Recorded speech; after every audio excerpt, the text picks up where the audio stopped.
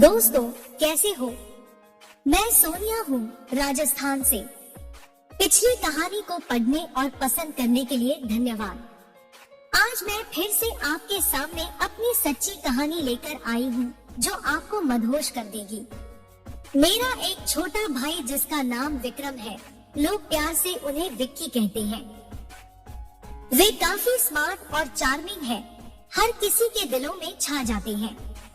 एक दिन जब भाई गांव आए हुए थे, तो मैं बाथरूम में नहाने गई और कुंडी लगाना भूल गई और इतने में ही अचानक भाई अंदर आ गए। मुझे देखकर हक्के बक्के रह गए।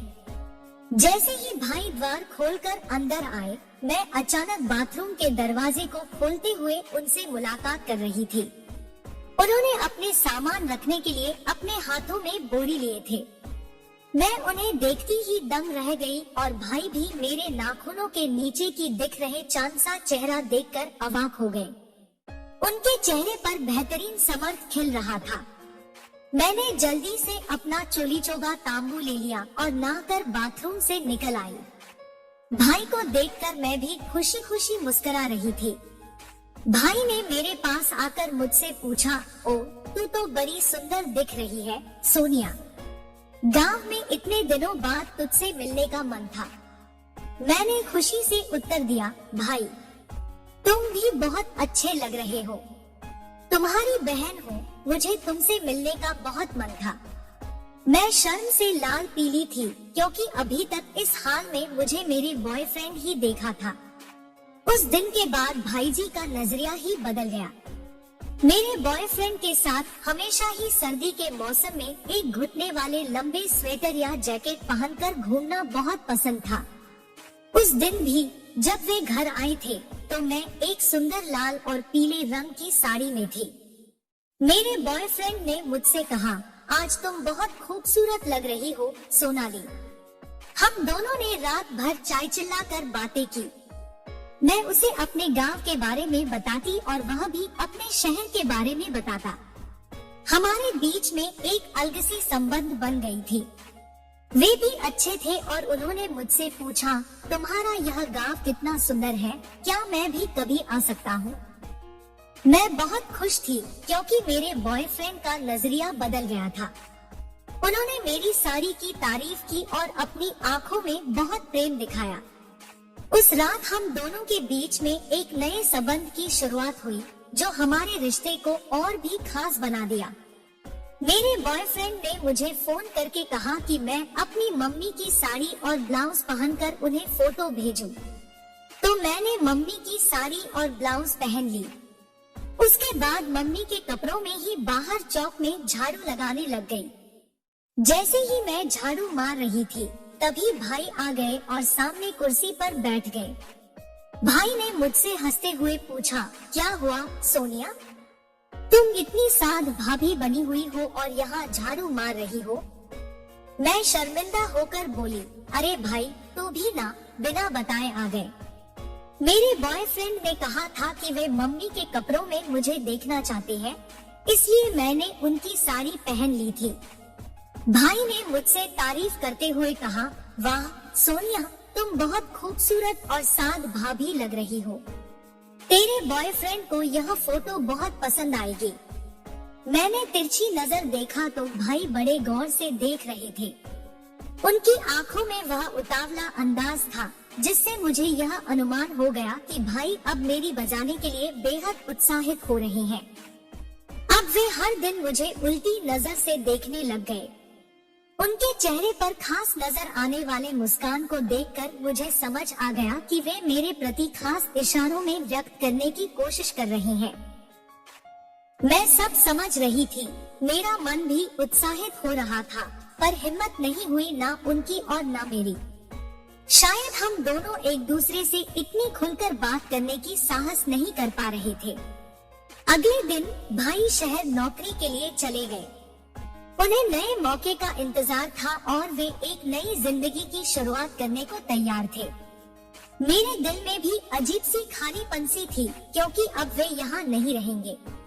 उनके जाने के बाद मैंने उनके लिए दुआ की कि वे सदा सुखी रहें और अपने सपनों को पूरा करें। मेरे भाई का जाना एक नई चुनौती लेकर आया था, पर मैं उनके सफल भविष्य की कामना करती थी। 8 महीने के बाद भाई ने फोन किया और कहा, मैं कल कुछ काम से गांव वाले बाजार आ रहा हूँ, मुझे तुझसे मिलना है। हमारे गांव से लगभग 25 किलोमीटर की दूरी पर ही बाजार है और वही मेरा कॉलेज भी था। मैं तब BA सेकेंड ईयर में थी। मैंने उत्साह से कहा, ठीक है भाई। भाई ने कहा, वहीं होटल में कमरा ले लेना, हम वहीं बैठकर खाना खाएंगे और आराम भी करेंगे। मैंने उसे धन्यवाद दिया और वादा किया कि मैं सभी व्यवस्थाएं कर लूंगी। अगले दिन भाई गांव पहुँचे और हम एक दूसरे से मिलने के लिए उत्सुकता से इंतजार कर रहे थे। उसने होटल में एक कमरा ले लिया और फिर हम वहीं बैठकर खाना खाने लगे। हम दोनों ने लंच के साथ भारतीय खाने का मजा लिया और खुशियों से भरी बातें की। भाई ने बताया कि उनका काम अच्छे से हो गया था और उन्हें बाजार में सब्जियों और फलों का भरपूर सामान मिल गया था। हम दोनों ने खाना खाने के बाद आराम से होटल के आसपास घूमा और गांव के चारों तरफ की सुंदर झील और खेतों का नजारा देखा। हम दोनों के बीच की ये गुलजारी दृश्य देखकर हम दोनों बहुत खुश थे। अगले दिन मैं उत्साहित होकर बाजार की ओर निकल पड़ी। पहले मैंने कॉलेज पहुंचा और वहां से बाहर निकली। उसके बाद मैं होटल की तरफ चली गई और रूम बुक की कोशिश की, परंतु बड़ी दुखद बात थी कि मुझे कहीं भी रूम नहीं मिला। मैं 2 घंटे तक पूरे बाजार में रूम ढूंढती रही, पर कहीं भी अवेलेबल रूम नहीं मिला। अब समय था सुबह के 11 बज। इतने में भाई भी आ गए। मैंने भाई से कहा, कहीं भी रूम नहीं मिला, तो भाई ने प्यार भरे अंदाज में कहा, कोई बात नहीं। फिर हमने एक दुकान में चाय पी और पकौड़े खाए। उसके बाद हमने बाजार में ऐसी जगह तलाशना शुरू की जहां कोई आता जाता नहीं था, पर ऐसी जगह कहीं नहीं मिली। फिर भाई की नजर सामने की पहाड़ी पर पड़ी। वहां से एक रास्ता था जो ऊपर किसी गांव की तरफ जा रहा था। भाई ने उत्साह से कहा, चल वहां चलते हैं, वहां कोई नहीं आएगा। हम दोनों ने वह रास्ता चुना और आगे बढ़ने लगे। रास्ते की चारों ओर शांति छाई हुई थी, जैसे कि समय भी वहां ठहरा हुआ था। सौंदर्य से भरी प्रकृति ने हमें मोह लिया था। हम आराम से चल रहे थे और मन कुछ खुले हवाओं के आनंद में लिपटा हुआ था। मैं उसने दिन हल्के नारंगी का कुर्ता और सफेद रंग का सलवार पहन रखा था और भाई ने नीले रंग की कमीज और नीले रंग की जीन्स पहनी हुई थी। उस दिन मैं हल्के नारंगी का कुर्ता और सफेद रंग का सलवार पहन रखी थी और मेरे भाई ने नीले रंग की कमीज और नीले रंग की जीन्स पहनी हुई थी। वह दिन बहुत सुंदर था। हम दोनों ने मिलकर एक दूसरे को तारीफें की। मेरे भाई के नीले कपड़े उसके चेहरे को और भी खूबसूरत बना रहे थे और मैं के स्टाइल में नारंगी कुर्ते में वह मुस्कान थी जो सभी को प्रिय थी। हम दोनों ने वह दिन मिलकर एक दूसरे के साथ बहुत मस्ती की और यादें बनाई। अब वे बड़े गौर से देखने लगे। मैंने कहा, क्या देख रहे हो भाई? भाई ने पहले छुपाने की कोशिश की, पर जल्द ही खुलकर वे हिम्मत करके बोल दिया, कुछ नहीं। मैंने फिर से पूछा, कुछ तो देख रहे हो? तो इस बार भाई ने हिम्मत करके कह ही दिया, तेरे सीने को देख रहा हूँ। मेरे भाई की इस बात को सुनकर मुझे थोड़ी सी हकीकत समझ आई। उन्होंने खुद को अपनी भाई भावना से बाहर रखने की कोशिश की, पर उनके आंखों में छुपी चिंगारी को मैं भी अनदेखा नहीं कर सकती थी। हमारे बीच एक गहरा रिश्ता था जो शब्दों में न तो बयां हो सकता था और न ही समझाया जा सकता था।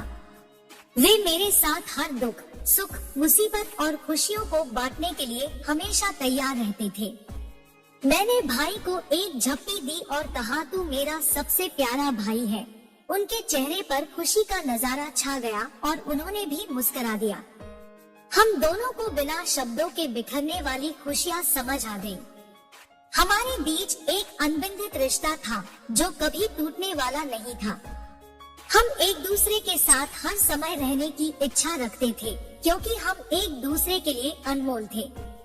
इतने में जब उस रास्ते पर 2 औरतें और एक मर्द गुजरे तो मेरा भाई झट से अपना हाथ हटा लिया। शायद उन लोगों ने हमें नहीं देखा। उनके जाने के बाद मेरे भाई ने दोनों हाथ मेरे गालों पर रखकर मेरे गुलाबी ओठों को चूसना शुरू किया।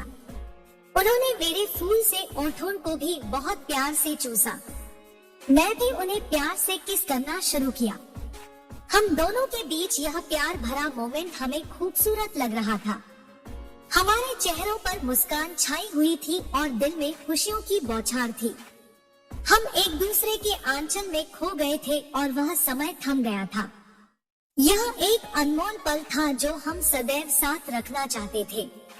वह रोमांटिक और प्यार भरा पल हमारे दिलों के गहराइयों में बस गया था। हम दोनों ने अपने आसपास की सुंदरता को महसूस किया और दिल से धन्यवाद दिया कि यह खास पल हमें मिला। हमारे प्यार भरे किस्से दोनों के दिलों में नई जिंदगी के संग खुदाई करने लगे। वह अनमोल समय हमारे जीवन में एक चमकता हुआ सितारा बन गया और हम दोनों ने सोचा कि हम इस प्यारी सी कहानी को सदैव यादगार बनाए रखेंगे। उसके बाद भी वहाँ पर कुछ हुआ, वह अगली कहानी में जरूर लिखूंगी। हमारी जिंदगी अनगिनत किस्सों से भरी होती है और एक कहानी के बाद अगली कहानी का इंतजार हमेशा उत्साहित करता है। वह समय भी अद्भुत था जब हम दोनों भाई बहन खिलखिलाकर हंसते हंसते उस पल को भूल गए थे। उस दिन की खूबसूरत यादें हमें हमेशा याद रहेंगी। हमारी एक दूसरे के साथ बिताई गई वह बातें और आंचल से लिपट कर गुजरे वह पल हमारे दिल को चुले जाते हैं। हमने आपसी विश्वास और सम्मान से आपसी बंधन को मजबूत किया था। दोस्ती और प्रेम का यह अनमोल संबंध हमें जीवन की हर चुनौती से सामना करने में सहायता प्रदान करता रहा। उस दिन की वह कहानी एक अनोखी याद बन गई, जिसे हम दोनों भाई बहन अपने दिलों में संजो कर रखेंगे। हमारी जिंदगी अब अगले पन्नों पर आगे बढ़ रही है और हम एक दूसरे के साथ हर समय जुड़े रहेंगे। हमारे बीच की प्रेम भरी रिश्ता हमें हमेशा सबल रखेगा, चाहे जीवन की कितनी भी मुसीबतें आए। मैं आप सभी से यह निवेदन करती हूँ कि आप भी अपने अनमोल रिश्तों को समय देकर मजबूत बनाएं और हर पल का आनंद उठाएं। जीवन की हर कहानी खूबसूरत है और हम आप सभी से इन सुंदर किस्सों को साझा करने की अपील करते हैं। कृपया नीचे कमेंट करें और हमें अपनी राय और अनुभव साझा करें। धन्यवाद।